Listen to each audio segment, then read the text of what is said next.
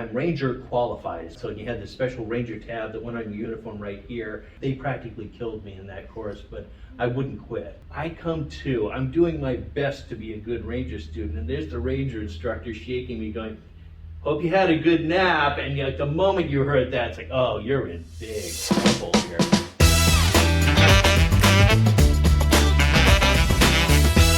So Vinny, I want to welcome you to the podcast. Thanks so much. So it's funny, so sometimes, you remember like random things. Yeah. And I remember two things about you because I was seeing you at probably the gym for 3 to 5 years, maybe longer than that. Yeah, we've been going there together a long time. Well, we never before talked. We talked, yeah.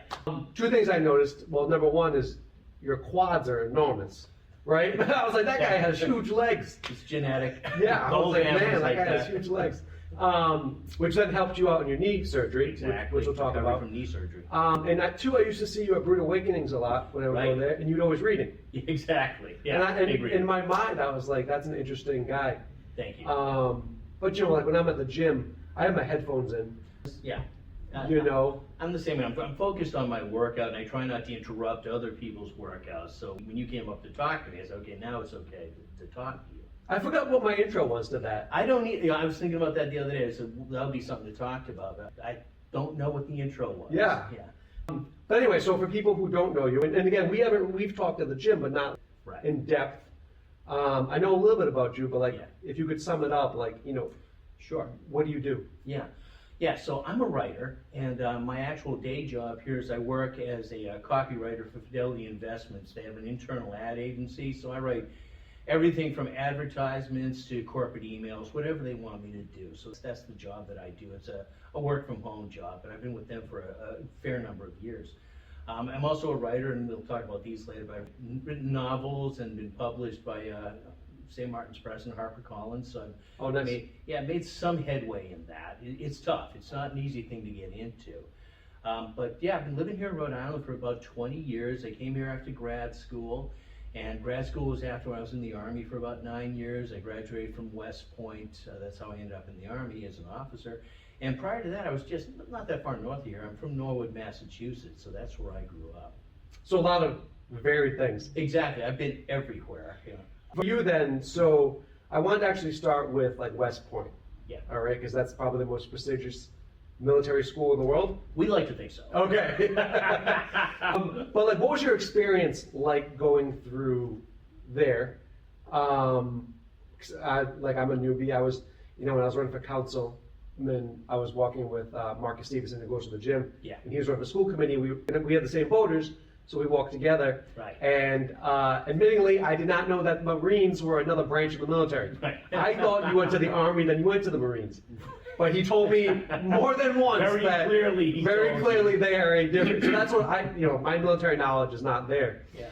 But West Point, what was it like? Your experience?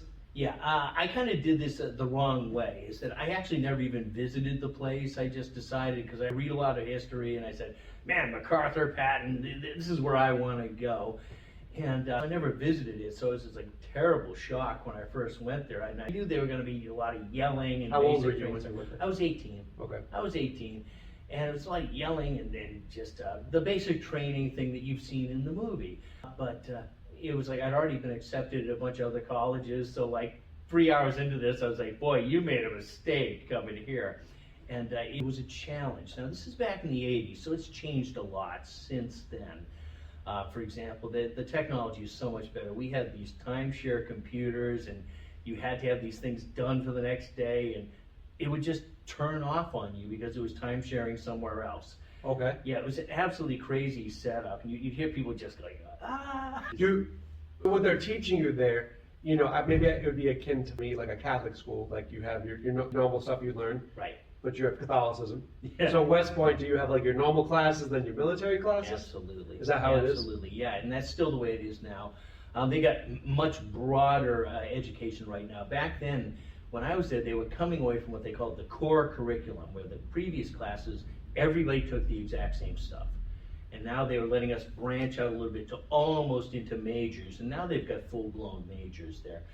But yeah, see, everybody was taking a lot of the same stuff for the first 2 years, And so everybody could relate to everybody else on that. But we definitely had military science. That was definitely a course that we had to study. And, you know, you would have thought I grew up reading all this stuff and I liked this stuff, but it's a little different when you're doing it professionally. Sure. Exactly. It's not reading for enjoyment. One of the things I tell you in business is, you know, if you have a passion, keep it a passion. Right. Don't make it a business. Exactly. It's kind of what I did. Exactly. You It's like, know? don't turn it into homework. Yeah, exactly. So it feels like something I have to do. So then, the military side of it, the lessons, what are they teaching you in those classes? Yeah.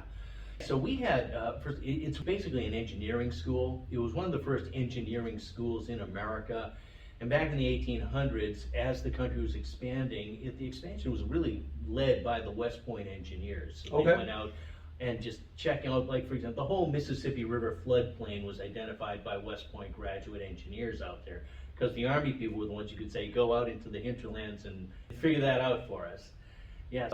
Yeah, it was a very broad curriculum, though, very much a Renaissance type thing. We had philosophy, English, history, geography, but you also had engineering courses for which I was utterly unsuited, like mechanical engineering. Is this because you're going to be officers? Yeah, because you're going to be officers, and because it does have that big engineering background, they figure if you can get through those courses when you have no aptitude for them, that you'll probably be able to handle problem solving well. And Okay. I think that's truly what the place taught me, was problem solving. So if someone went to West Point, and then I went to basic training in the Army, Right. is the basic training the same, or would you even know that? Like, is it? Yeah, I was very lucky in that in the summer after your second year, you get out into the Army for 6 weeks, and you can go as either an acting lieutenant or an assistant drill sergeant. And I thought, I'll be a lieutenant, so let's go with the drills. So I was down at Fort Dix, New Jersey. I got to be there for like 5 weeks in the basic training environment, and it's extraordinarily different. Okay. Yeah, so like some of what they're teaching you at West Point is West Point oriented, whereas the basic training, they're to get them ready to go to their first units. So everybody's learning a lot of the same stuff: how to wear the uniform properly, how to salute, who to salute, things of that nature. But at West Point, the big thing in basic was time management. They just overloaded you. There's no way you could get all this stuff done, and you were going to get yelled at for most of it that you didn't get done. So you had to learn to prioritize. It's kind of like, all right, these 3 things, they will kill me if I don't get them done. Okay. And these ones here, they'll just yell at me, and they might not even notice these. So that was one of the things. But another fun thing they did, it did be fun. It was something called uniform drills. Because every uniform is different. You have a class uniform, you have a parade uniform, you have a physical fitness uniform. And once everybody was pretty much brought up to speed about what those were, each squad leader just has you, it's like, okay, I'm gonna give you 3 minutes, come back out of your rooms in Gym Alpha. And you run in there and you take off what you got, get into Gym Alpha and get back out there. And then it went down to 2 minutes and 1 minute. And you're like, there's no way I'm gonna be able to do this. But you were so familiar with it by then that you actually learned how. And this is something that I really believe in. It's not just telling people to do things, you gotta tell them why. Sure. So that they understand, why are we doing this? Because the pace there during the academic year was brutal. You had 10 minutes between class, and if you were late for class, you got written up. Do you think that it was the camaraderie between you and the other classmates? Absolutely. Because I remember, like, in one of the things I loved about elementary school Yeah. is you were with the same kids all the time. Right. You know, you go to middle school, high school, you're changing, whatever. When I went back to PT school, for grad school, you were with the same 30 kids, now we're 20 at that time, Yeah. the whole time. The first Very year, good. you're trying to figure out who's who, Yeah. you know, and then you're also trying to figure out these courses, which they overload you. Yeah. And the second and third year became a lot more fun. Right. Courses became easy, you knew everybody. Right. You know, and that you had that camaraderie because, like, you guys just stayed together through all the classes. Is Exactly. it similar? And again, I think that'd be an important point for you because, like, in any militaristic setting, you need camaraderie, Absolutely. right? I need to be able to trust you. Absolutely. And you guys had that group identity, and yours was unique. Because yeah, there was a class before you and there's a class after you, but everybody's is unique. And so you could look at the people around you and know, it's like, I know what you've been through because Sure. I've been through that. And yeah, that was one of the biggest bonding things, was that first summer there with all your classmates. And they kind of nudged you in that direction. For example, you've had your uniforms and it's summertime and some of them are just so messed up and haven't got to the laundry yet. Now you are missing the shirt portion of a uniform for a formation. It's like, ask your classmate. It was one of those things. Because you're all going to get in trouble together. Exactly, you're all going to get in trouble together. And of course, somebody say, yes, I've got one, and, Sure. and you were missing one. And out in the Army, you did the same thing with people. It's like, if you're missing something, you got to know who to go to get that. Who's not using theirs right now. Did anybody come through like West Point that bring guest speakers or whatever, like different regiments? Were you in awe of? Or Yeah, I'm trying to think. Oh, yeah. So we had this one individual. He was commanding one of the Ranger battalions at the time, a legend in the Ranger community named Colonel Tex Turner. And Colonel Tex Turner was just, I spoke to him personally 20 years later after he got out of the Army, and he's exactly the same guy. And he's a West Point graduate.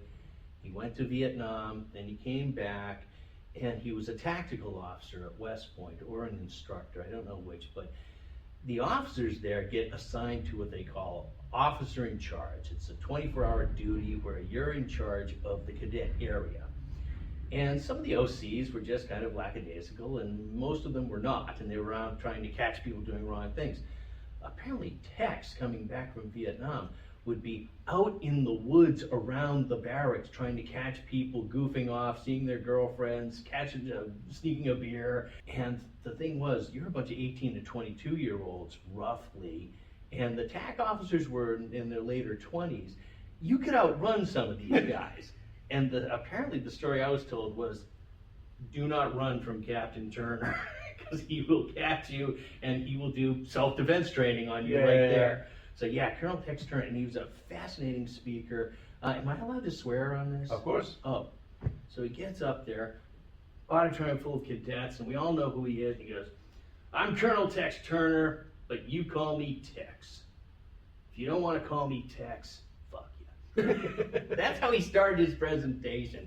Later on, he was in charge of the Department of Military Instruction at West Point, and I got to see him later on. I was at a Ranger dinner, and they had all these Ranger luminaries, all these people. See, personally, I've never been to a war. All these guys were the wartime Rangers, and their stories were just, you're just in awe of them. Just, first of all, that they're still alive, and also that they can just kind of tell you this story and say, well, that was just another day at the office for them. Now, I forget, did you become a Ranger?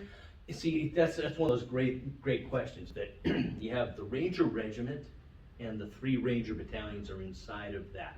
So I never went to that, so I was never actually in a Ranger unit. But you have a school called Ranger School, and it's very well thought of in the Army. It is really tough. It's 2 months long, sleep deprivation, food deprivation, and a lot of harassment, and you're on patrol out in the boondocks most of the time. And I did it during the winter time. So it was an added difficulty, but so that's what I mean when I talk about I'm Ranger qualified is what they call it. So you had this special Ranger tab that went on your uniform right here, and it's a very big thing to get. They put me in that course, but I wouldn't quit. What did you learn about yourself during that? You know, this is a great conversation because I'm a good podcast host. Yeah, you're really good at this. I can tell. So one of the things that's going to happen is you're going to make some awful, embarrassing mistake. Like, we stopped for a halt, and you're so exhausted. I fell asleep, and they moved out. Without on purpose? No, they know I was new start. They didn't know. I was okay. I come to. I'm doing my best to be a good Ranger student, and there's the Ranger instructor shaking me, going, "Hope you had a good nap." And like the moment you heard that, it's like, "Oh, you're in big trouble here." He made me the assistant patrol leader at that point, and purposely flunked me on the patrol because I had fallen asleep. Did you know he was going to do that? I knew I was going to do that. It was early enough in the course, so I did recover. But you're walking around like you feel bad about yourself, and you feel like you really messed up when your body was off on you. Sure. That's all that happened there. And you, as this goes on, you'll see a captain and other guys and wake them. Why do you think nobody waked you? They did not know I was there. I guarantee you they didn't. So you're like a ninja. So dark. Yeah, well, we were being ninjas out there. But to come back to the one question, the biggest thing I learned was from that was you have to learn to forgive yourself for a mistake like that. You have to learn to forgive yourself, because if I hung on to that, I wouldn't be able to concentrate on the next things. And that course was just too darn, it was actually a dangerous course. It was a very demanding course. We parachuted out of airplanes. We were on Zodiac boats in the swamps in Florida. We did all sorts of things. And I realized you've got to forgive yourself or just let that thing go. It's like, okay, you screwed up. Next thing. That's actually a great point. I was watching, I think it was a YouTube video. They were talking about SEAL school. Yeah. Ooh. And the instructors were talking about, obviously there's a low success rate in Navy SEAL school. Yeah, very low. But there was this one guy who was the captain of his class. He was like a stud. Yeah. Like they were like, he was like the top of the class. Yeah. And he failed one of the big tests or whatever you want to call them, Okay. right? And he rang the bell. Oh. So, and the instructors were like, we can't do anything because he rang the bell. Yeah. But then why did you quit? Like you were the top, Yeah. everybody looked up to you. He was the stud. Yeah. And what he said was, well, how can I lead these men if I couldn't do this?